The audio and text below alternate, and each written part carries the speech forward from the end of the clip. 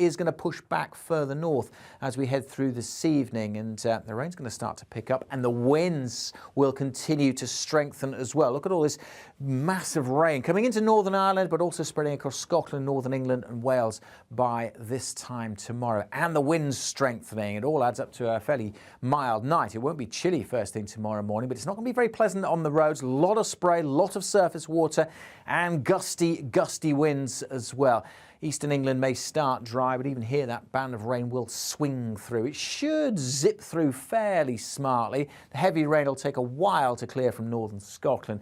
Everywhere is going to be windy tomorrow, but it should brighten up by the afternoon with sunny spells, but also a whole host of blustery showers. Temperatures touch above average, but again, it won't feel as mild because of the strength of the wind. And speaking of those winds, we do have a Met Office yellow warning in place. Not everywhere in this warning zone is going to see damaging gusts, but as that low moves in, it could cause some disruption during Wednesday. Goodbye. Hello there, it's Eamon Holmes here from Breakfast on GB News. We're not just on your television and your screens, you know. We're on DAB plus digital radio, so you can listen to your favourite shows on the move. If you've not yet listened to GB News Radio, it's very simple. We're on your radio player and TuneIn apps, on your smart speaker, phone or tablet, or online at gbnews.uk. Take us with you wherever you go. GB News Radio. You never have to miss a moment of the People's Channel.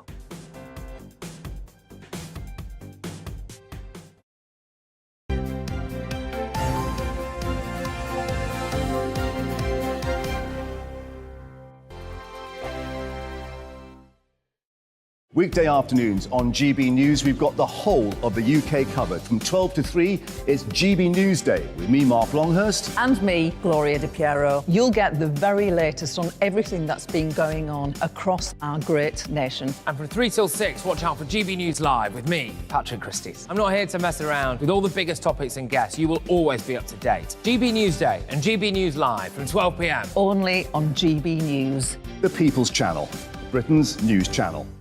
Hello there, it's Eamon Holmes here from Breakfast on GB News. We're not just on your television and your screens, you know. We're on DAB plus digital radio, so you can listen to your favourite shows on the move. If you've not yet listened to GB News Radio, it's very simple. We're on your radio player and TuneIn apps, on your smart speaker, phone or tablet, or online at gbnews.uk. Take us with you wherever you go. GB News Radio. You never have to miss a moment of the People's Channel.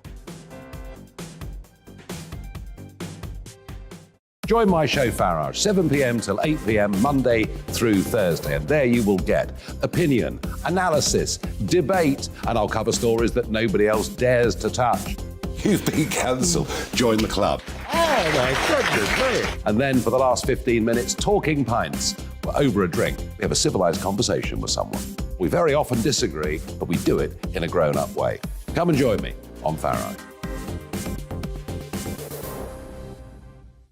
Hello, I'm Simon Evans. Join me on GB News for Headliners at 11 p.m, where I'll be joined by 2 of the country's top comedians as we take a look at tomorrow's newspapers tonight. If it's a big story, we'll be covering it, I guarantee, but we'll also have some fun along the way. That's GB News Headliners at 11 p.m. We won't put you to sleep, unlike some of the other paper review shows out there. So join us, 11 p.m, 7 nights a week.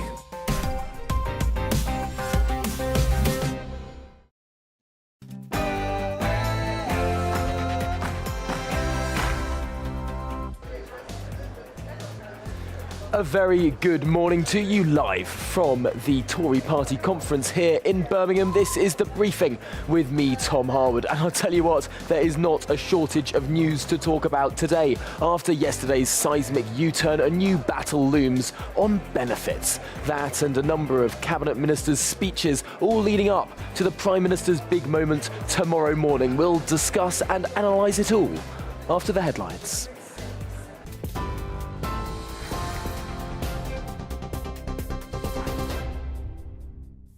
A very good morning. It's coming up to 9:32. I'm Rosie Wright, keeping you up to date today on GB News.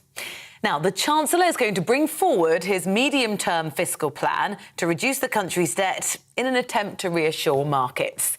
Well, the Office for Budget Responsibility's independent forecasts are also going to come forward. Despite a U-turn on scrapping the 45p tax rate for the highest earners, Kwasi Kwarteng insists the Tories are serious custodians of the public finances. Well, the Prime Minister is also under pressure to outline her plans for benefits to find out if they will rise to match inflation. The Justice Secretary, Brandon Lewis, told us this morning the government has for a long time protected vulnerable. We've got a track record in this government, both under Liz Truss with the statement that Kwasi Kwarteng made just a couple of weeks ago, but even before that, consistently of supporting the most vulnerable people in society. That has been a guiding light for us. But what you've also seen in this package is the Prime Minister and the Chancellor delivering on what she promised she would do, which is giving us a lower tax economy to drive more growth and to get growth of the likes we haven't seen for some time now. The Conservatives will attempt today to shift the focus away from the economy and onto immigration. The Home Secretary, Suella Braverman, will tell the Conservative Party conference that she's considering new laws to make it easier to deport people who come to the UK illegally. She's expected to promise to allow immigration that grows the economy but ends abuse of the rules, and is going to ask France to do more to stop boats crossing the Channel. Other news now, and the former nurse, Lucy Letby, will go on trial at Manchester Crown Court today, charged with the murders of multiple babies. The 32-year-old's accused of killing 7 babies and attempting to kill 10 more between 2015 and 16 whilst working in the Countess of Chester Hospital. She denies all of the allegations. The inquest into the death of Chris Cabba, who was shot by police in South London, is due to be opened this morning. It will then be adjourned while the police watchdog investigates the incident. The 24-year-old was killed after a police car chase last month. Cabba was unarmed. The officer who shot him has been suspended from duty. The first preliminary hearing of the UK COVID public inquiry will begin today. Families who lost loved ones in the pandemic are expected to attend, and they're hoping for reassurance they'll be able to share their stories with the inquiry directly. The inquiry is expected to hold its first evidence hearings in the spring of next year. We're on your TV, we're online and on your DAB+ radio. It's GB News. Now let's head back to the briefing with Tom.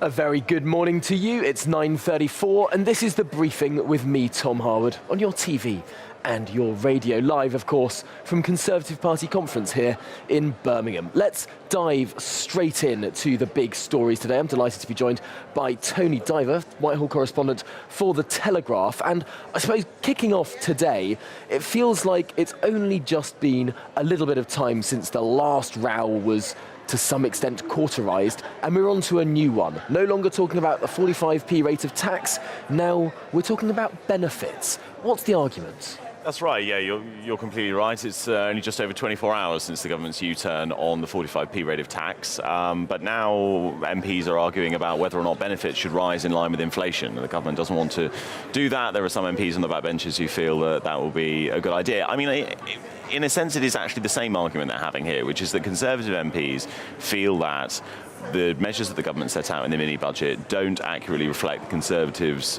position as a party of people who look after those who need more help, the poorest as well as the rich. And they feel that this budget was too skewed towards those who earn the most, tax breaks for the rich, while at the same time cutting benefits for the poor. Now, the argument from number 10 is, well, if you make universal credit more targeted at people who have jobs and that you taper it more slowly, such that people who work more have their benefits reduced more slowly, but people who don't work receive fewer benefits, then you incentivize people to get back into work. So I think while this is a slightly complicated policy discussion about fiscal policy and you know who gets the money in this budget, really it's a battle for what does it mean to be a Conservative? To be a Conservative, are you a sort of Ian Duncan Smith style compassionate Conservative with a slightly larger welfare state, or are you a Conservative? They would see themselves perhaps as being pro-business, small state, and trying to incentivise people back into work. That's the argument this morning. Which is such a peculiar dichotomy, because of course the argument over upgrading benefits in line with inflation or not is a difference of about £5 billion. The energy package that Liz Truss announced only a couple of weeks ago could stretch to being £150 billion, far larger than any tax cut announced in the mini-budget, or perhaps we should say maxi-budget these days. But why then is there such consternation amongst what we might call the One Nation wing of the Conservative Party when they have just got the largest bit of state spending since furlough? Yeah, well, this is, isn't it? It's a battle for the future of the Conservative Party and what the rest of 18 months of this government is going to be for. But you have to remember the 45p rate of tax is only about £2 billion. That's all we're really talking about here. It's not the big spending measures that are the ones that are upsetting people. It's not about how much these measures cost. It's about what it means. It's about the message that it sends to the public. And there is a feeling, talking to MPs last night here at the Conservative Party conference, there's a feeling that the Conservatives are turning themselves back into the nasty party. They're going back to that great Theresa May speech of the noughties, the feeling that the Conservatives don't care about the poor and are only interested in cutting taxes for the rich. That is what is really upsetting MPs. It's not really a question of balancing the books. It's a question of public perception. Now, how much of this sort of battling within the Conservative Party is being spearheaded by one Michael Gove? Of course, we saw him pop up on television screens on Sunday, leading the charge against the 45p rate of tax cut, clearly making some noises with regard to benefits as well. People thought that Rishi Sunak would be the thorn in the side of Liz Truss. Is Gove the one to watch? Well, Michael Gove was asked this question by one of my colleagues at The Telegraph, who said, and his response was, I'm not a rebel ringleader, I'm just a humble backbencher, I'm just going about my business representing my constituents. I might very well think that. Yeah, I couldn't possibly comment.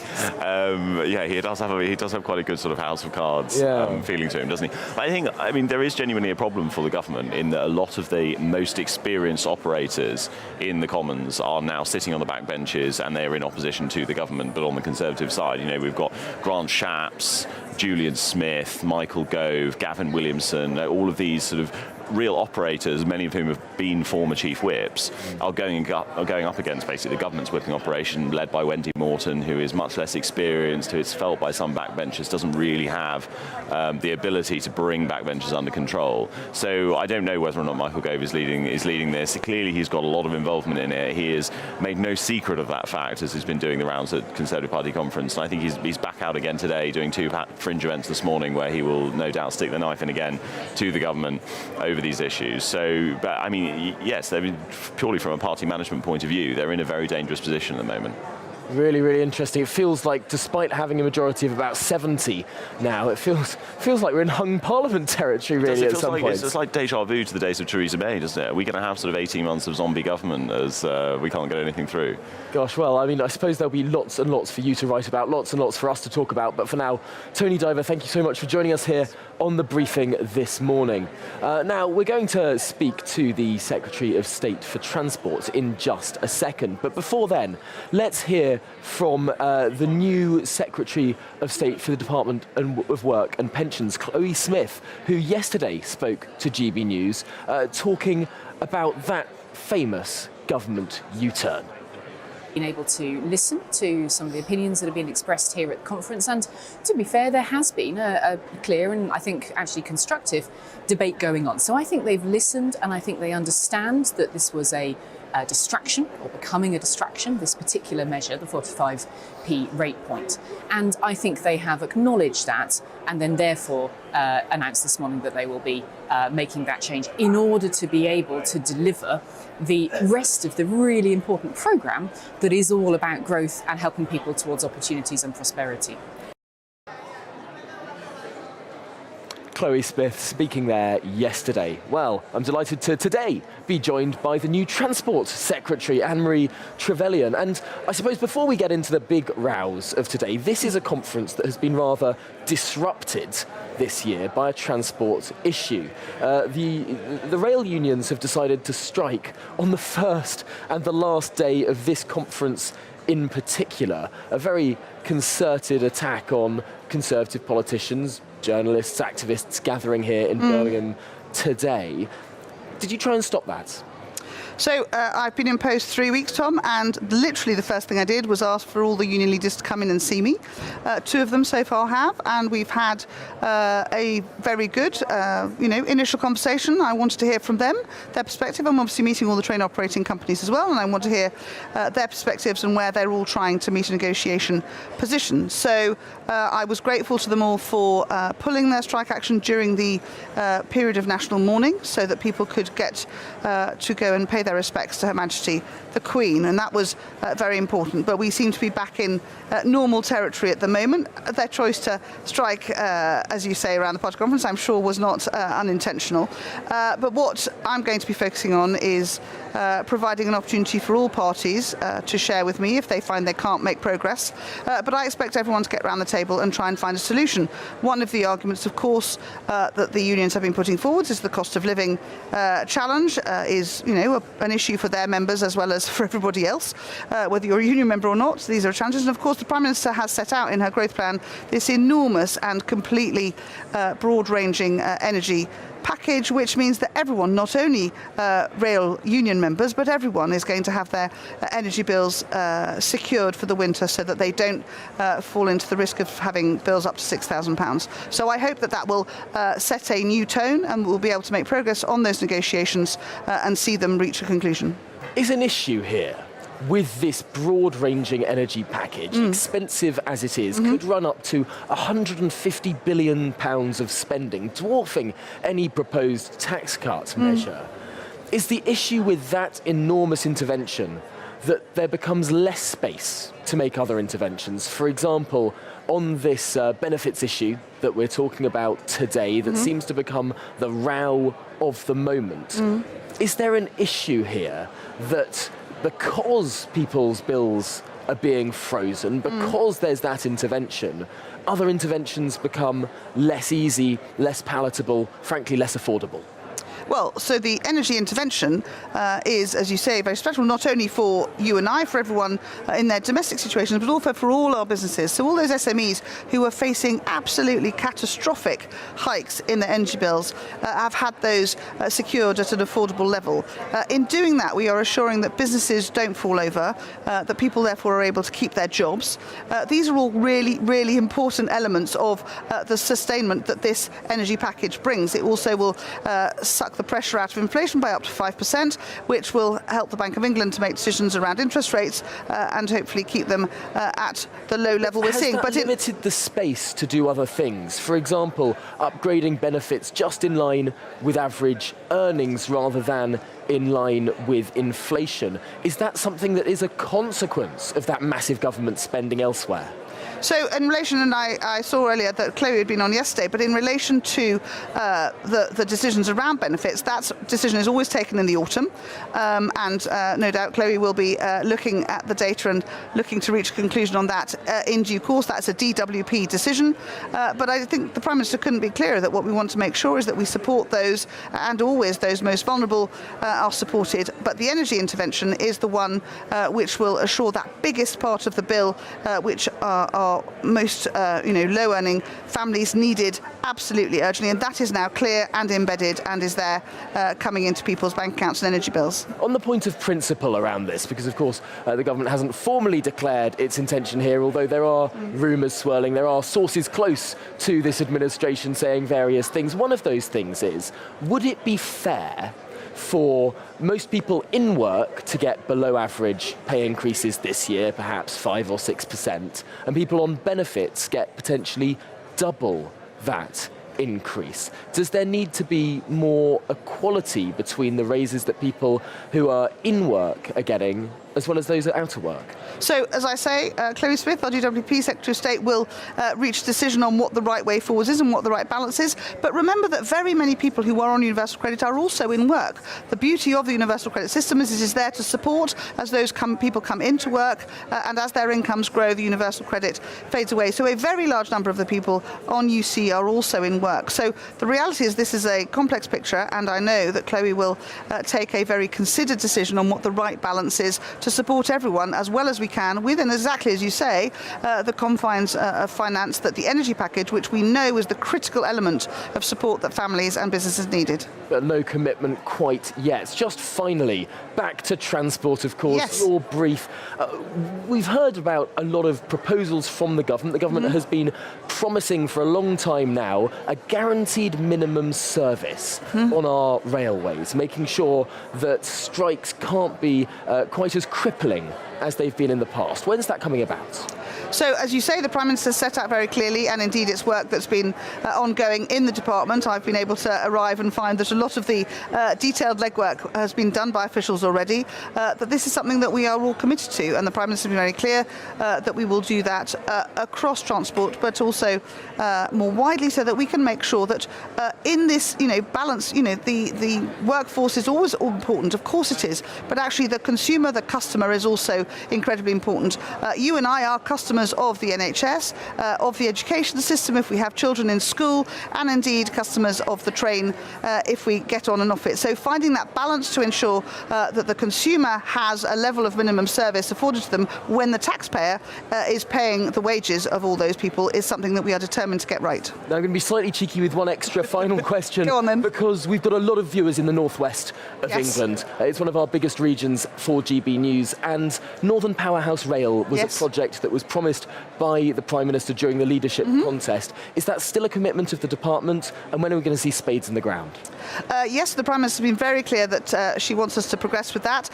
So I've started looking in detail. Obviously we have HS2, which is a big live project, and making sure that we are looking coherently for that long-term rail investment we're making, and Northern Powerhouse Rail will be part of that. I'm in the process of trying to get my head around the complex map that is our rail networks and understanding how we can do that most effectively and in a timely manner. I think one of the challenges, as ever, is making sure the supply chain can sustain it, and of course HS2 is at full pelt at the moment, so making sure that we get that progress in the right order is very important. So I can't give you a date for spades in the ground yet, but that's what we are working to get the scheduling right for as quickly as we can. Anne-Marie Trevelyan, thank you very much for joining us here on the briefing this morning. Pleasure.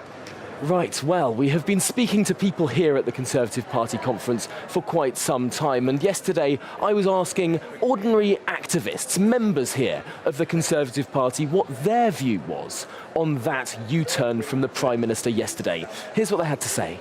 A U-turn, is it? All she's done is just listen to what the people have said and react to that. You call it a U-turn, I don't think she will. How is reversing a policy not a U-turn? It's just a word, isn't it? You call it a U-turn. We call it reacting to what the public have asked for. So you're completely comfortable with having announced a policy and gone back on it a week later? 10 days. I think that personally, I think that actually, she had the right idea but the wrong priorities, right? I think that cutting taxes on all fronts is a good thing, but I don't think that the top rate of tax should have been the priority. We should have increased personal allowances. We should have gone for the basic rate now, not in 2023. That's the priority, right? Now that they've U-turned, I think it's what's done is done. Hopefully they can now cut spending. That's what I really want to see. I think it was the right decision to reduce, get rid of the 45% tax band. And so I was quite disappointed with the decision, but they said they thought about it, and so for now I'm going to stick with it and support the government on their U-turn, but personally I'm not a fan. So why do you Well, there we got some views of the ordinary Conservative Party grassroots, the people who knock on the doors, the people who are pretty crucial to keeping MPs in their jobs. But let's turn back to another MP now. I'm delighted to be joined by Guy Opperman, former Pensions Minister, one of the longest-serving Pensions Ministers. The longest-serving. The longest-serving Pensions Minister. The Prime Minister decided I should spend more time with my family. Well, I should also introduce Christopher. Yes. So 9 weeks old. His first time on TV. Obviously coming with you. And we are doing the Conservative Party conference, and so far so good. This could be a very short interview if he kicks off, though. Well, do you know what? A lot of people say I look far too young to be on television, so thank you for, by comparison, making me look like a positive veteran, a new Alistair Stewart. Yeah, but no, let's get into the weeds of this conference, because clearly there is a cloud above the Conservative Party right now. There are battles within the Conservative Party right now, all flowing from the election of Liz Truss and particularly that mini-budget. As you say, Liz Truss didn't ask you to continue in your role in government. I'm fine about Has that influenced your thinking? No, listen, I want Liz Truss to succeed. I want the Conservative Party to succeed, and I totally respect her right to take forward her agenda with the people who supported her. And that's, to pretend otherwise is, this is not a meritocracy, this is politics.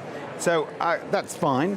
I'm delighted that Kwasi has changed his mind on the 45p. I think that is something that would not have got through the House of Commons. And I think he needs to bring forward quite an early statement. And I think the idea of waiting to the 23rd of November is untenable. I gather he's looking at October. It's got to be quite soon in October, in my humble opinion, for a variety of reasons. Not least, he needs to reassure the markets as to the long-term viability of his fiscal plan. Now, this is the statement that is supposed to say how the books are going to be balanced, Correct. how debt is going to be falling in the medium term, in his words. Why is it so important that that comes so much sooner? And, of course, it's going to be accompanied by an OBR, Office of Budget Responsibility, statement as well, Sure. which normally take 10 weeks. Can it be done properly in a shorter amount of time? So I think we're going to have a two-stage process, in my view. So stage one will feature him setting out a roadmap, and he's going to have to do that no later, in my view, than the 12th of October. And there's reasons why I picked that date. The second stage is the full, all-singing, all-dancing OBR assessment. And I think you can do it in two stages, because the government is perfectly entitled to say, look, our GDP is this, our spend is this, our tax intake is this, this is our proposals, and then we will then work with individual departments as to how it is we're going to work within these particular budgets. Is there not a worry, if it is done sequentially in stages, that you get the same issue that you had with the mini-budget, that the OBR document doesn't accompany that Treasury document, that it's not seen to be independently assessed, and potentially that's a worry for the market? No, I think, well, listen, to pretend that the Chancellor isn't going to have to make quite a detailed statement before mid-October is naive. That is going to happen come what may, all right? And it's either going to be formed in the form of a very long statement to the House of Commons on the first day back on October the 12th, but it should be done, in my view, on Monday the 11th or October the 12th. There's a reason why, because obviously you've got, as others have outlined, you've got the interest rates decisions being made at the beginning of November, which means October you've got to have the decision by the OBR. But more particularly on October the 14th, the position in respect to the Bank of England's liquidity funding for DB pension funds kicks in, and you have to have a proper statement of the pathway that the government is going on prior to that 14th of October, in my view. That will reassure markets, it will show the direction of travel, and you don't need all of the flesh on the bones, but you do need to have set out in broad terms where you're going. And the OBR, in my view, should be encouraged to give a short statement on that, saying, we understand that the final version is in a couple of weeks' time, that's fine. Prime Minister and the Chancellor are having to act at speed because of circumstances, but this is where we are going, we're working with them. Is your warning today that if we don't get that statement in October, if we don't get that statement before the liquidity funding for those pension funds runs out, we might well see another day of turmoil in those pension funds, that it may well lead to very, very tricky circumstances? So I think that, listen, the Chancellor's done good stuff because he has reassured markets. He has made it clear he's going to do this statement. He's brought it forward from New Year to the 23rd of November, now to October. I think Treasury and the Chancellor and the PM fully grasp that reassuring the markets is you may be a free marketeer, but you have to work with markets. And making sure that happens is vital. And listen, his statement yesterday helped. The signal on the 45p helped. These are totemic things that genuinely can show this is the direction of travel, that to a certain degree we're going to live within our means, that we have a capacity to borrow more in certain circumstances, but how are we going to pay that back and how is it going to be funded long term? Fundamentally, finally, in this conversation, why do the markets think that the UK's borrowing situation is so out of whack, given it's lower than that of the States, that of Canada, that of Japan, out of the G7, that of correct. Italy, that of France? All of these countries can borrow more without such market volatility. Why is that? Well, I mean, you've given me about a 30-minute answer. I'll try and condense it into 30 seconds. So they can borrow more and we can borrow more. No question we can. But you have to work with the system that exists. So you have to have some degree of understanding from the OBR, and they may not like the OBR, but trust me, markets respect it. You have to have people who they understand and respect, so the decision on Tom Scholar doesn't help things. It's the Treasury official. Yeah, the decision not to have some sort of long-term or medium-term plan when they announced it on the Friday last was a mistake, and they've acknowledged that. And the comms and the explanation of what you're trying to do, it was flawed. all of which is fixable. All of it, Liz can turn this around, and this is genuinely fixable. But you have to work with the systems you've got. Well, Guy, Opperman, and indeed Christopher, thank you very much for joining us here on the Quiet, briefing. thank God. Incredibly quiet. I wish I was that well behaved, not just when I was 9 weeks old, but much, much later as well. Well, that's it for the briefing this morning. Thank you so much for joining us here live from Birmingham. Up next, it's To The Point with Bev Turner. But before that, let's take a look at the weather. Good morning, I'm Alex Deakin with your latest weather update from the Met Office. Wet weather pushing south today, although not reaching the southeast where it'll be fairly warm, and clearing from Scotland and Northern Ireland, so brighter skies developing here. But low pressure is controlling our weather, pushing away this area of high pressure that brought many a fine day on Monday. These weather fronts have made for a very wet night across western Scotland. Met Office yellow warning still in place here for the next few hours, but that rain is clearing away from western Scotland and Northern Ireland, eventually pulling away from the central belt too. So brighter skies for Scotland and Northern Ireland, certainly by this afternoon. Fairly dull, damp afternoon for northwest England and Wales. Any early drizzle across East Anglia in the southeast should clear. We'll have some brightness here and some warmth for the time of year. Temperatures well above average, maybe up to 20 Celsius. Through this central slice, certainly where it's raining this afternoon, feeling quite a bit cooler than yesterday. Now that rain is going to push back further north as we head through this evening, and the rain's going to start to pick up and the winds will continue to strengthen as well. Look at all this massive rain coming into Northern Ireland, but also spreading across Scotland, Northern England and Wales by this time tomorrow. And the winds strengthening. It all adds up to a fairly mild night. It won't be chilly first thing tomorrow morning, but it's not going to be very pleasant on the roads. A lot of spray, a lot of surface water and gusty winds as well. Eastern England may start dry, but even here that band of rain will swing through. It should zip through fairly smartly. The heavy rain will take a while to clear from northern Scotland. Everywhere is going to be windy tomorrow, but it should brighten up by the afternoon with sunny spells, but also a whole host of blustery showers. Temperatures touch above average, but again, it won't feel as mild because of the strength of the wind. And speaking of those winds, we do have a Met Office yellow warning in place. Not everywhere in this warning zone is going to see damaging gusts, but as that low moves in, it could cause some disruption during Wednesday. Goodbye.